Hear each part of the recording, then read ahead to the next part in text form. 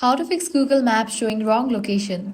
Let's get started. First, calibrate the compass. Open Google Maps, tap the blue dot, select Calibrate Compass. Move your phone in a figure 8 motion until accuracy improves. Turn location services on iPhone. For that, close this Launcher Settings app.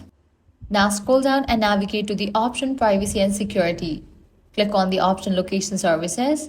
Make sure you have enabled it. Now from the list of apps, find Google Maps, launch it, set it to always. Also enable for the option Precise Location.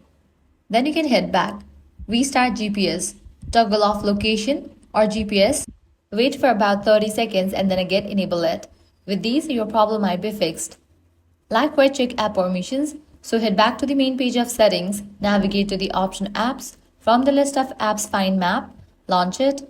Now click on location, set it to always or while using app. Next, update the Google Maps app. So close this, launch your App Store or Play Store, search for the app Google Maps. After app appears, if you find the option of update, just click on it and update the app to its latest version.